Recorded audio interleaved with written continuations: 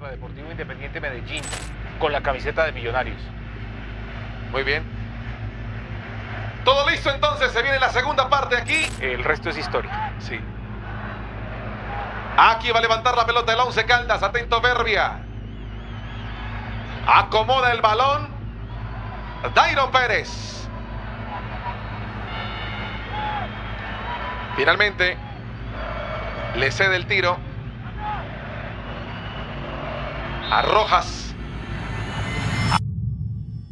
Sunday, 28th, 2009, at 6:30 p.m. The second leg of the Torneo Apertura Final is underway in Barranquilla, Colombia, between the visiting team, Once Caldas, and the home team, Junior FC, also known as Atletico Junior.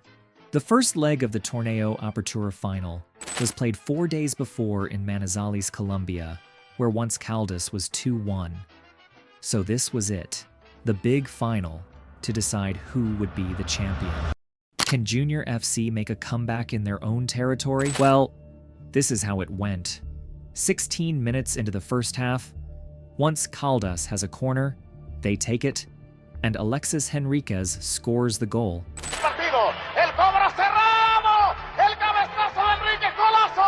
And puts them into the lead, 1-0, for Once Caldas. However, Junior FC would soon equalize the score. Just 13 minutes later, in the 29th minute, Heider Palacio would score from a free kick and tie the score to 1-1.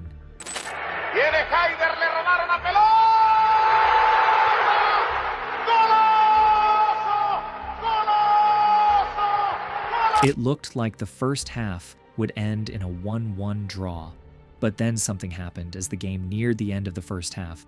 Alex Sinistera would score the second goal for Once Caldas in the 42nd minute of the first half.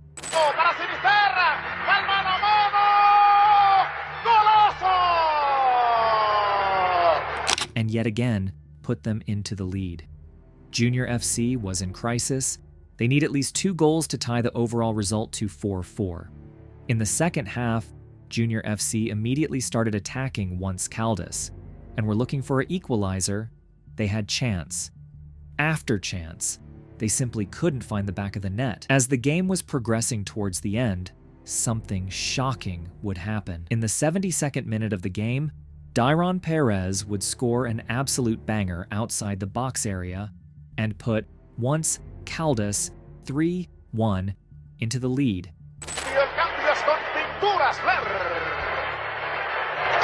Pinturas Blair, le pone color al fútbol. ¡Golazo!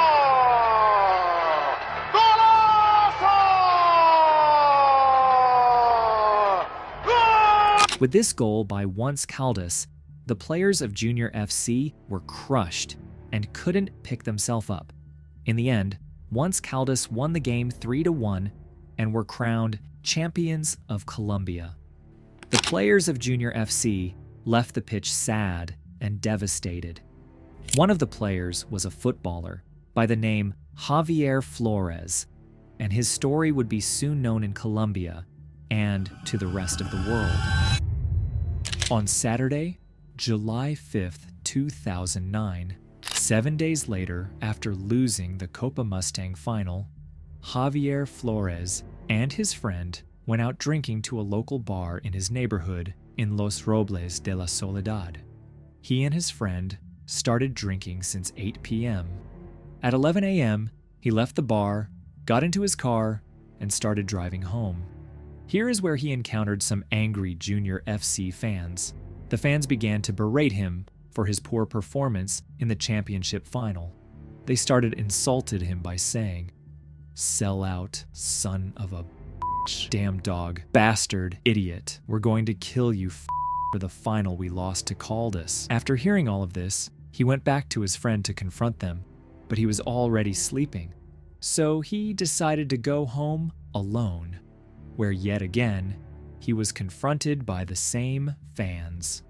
At one point, Flórez warned them that he was going to park his car and would return back. However, nobody paid attention. So after the second encounter with the fans, he drove home, where he and his parents live, took his gun, and started searching them. Shortly after leaving home, he encountered the same fans again that were insulting him. He parked his car, grabbed his revolver, and started shooting.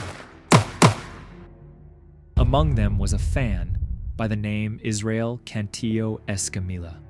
The 24-year-old fan Israel Cantillo had no time to react. Javier Flórez shot him once, hitting him in the thigh. Cantillo tried to escape, but Flórez pulled the trigger again. After he was done shooting, he successfully fled the scene and ran toward a nearby neighborhood where one of his sisters lives. Neighbors at the time were unable to catch him, so then they attacked his red Chevrolet Aveo car by throwing stones onto his car and windshield. Israel Cantillo was immediately taken to a nearby hospital in a very serious condition. After some time passed, the 24-year-old fan had succumbed to his injuries and died. At 2 p.m., Flórez turned himself in at the immediate reaction unit of the Soledad prosecutor's office, along with several acquaintances. On July 7, 2009, at 4 p.m., the body of Israel Cantillo Escamilla was buried in the Calancala Cemetery in Barranquilla. During his funeral, 200 people were holding banners with slogans against Flórez. While Javier Flórez was temporarily in prison, reporters asked him some question, like, "What happened on Sunday, July 5th? Why were you carrying a gun? What would you say to Israel Cantillo's family?" The prosecutor asked at that time for a minimum of 33 years and a maximum of 50 years in prison for homicide. Javier Antonio Flórez Valoyes would admit that he was intoxicated when the encounter occurred. They questioned him by saying, "Why were you carrying a gun?" In which he replied, "I live in a poor and very dangerous neighborhood and environment. Here, almost everyone has a gun."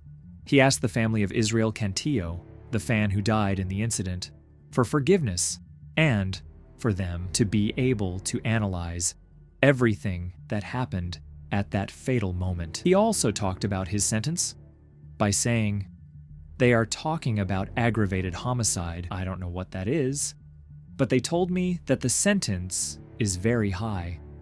I am in God's hands, and I hope that He doesn't forget me in these difficult times." In September 2009, Flórez was able to leave the Sabana Larga Penitentiary Center in the Department of Atlántico, where he was imprisoned on July 13th. He was granted conditional release and has agreed to pay 150 million Colombian pesos, or $34,000, for damages caused to the family of Israel Cantillo Escamilla. In February 2010, Junior FC announced that Javier Flórez will return back to the club and play for them. They said that he will be in the starting lineup on Wednesday, the 24th of February 2010, against Valledupar FC in the Copa Postobon. However, his career at Junior FC didn't last long, because in the same year, Javier would join Atlético Bucaramanga. He only spent 2 seasons at the club from 2010 to 2011.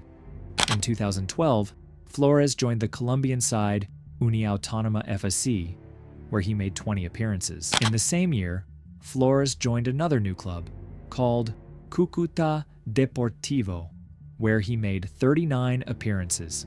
In 2014, he joined Panama club, Club Deportivo Universitario, where he only made 6 appearances. With this club, Javier Flórez won his last ever career trophy by beating Rio Abajo FC in the Clausura final, 1-0. In July 2015, he joined Colombian side Boyacá Chico FC, where he made 15 appearances. In the same year, Javier Flórez retired from football at the age of 33.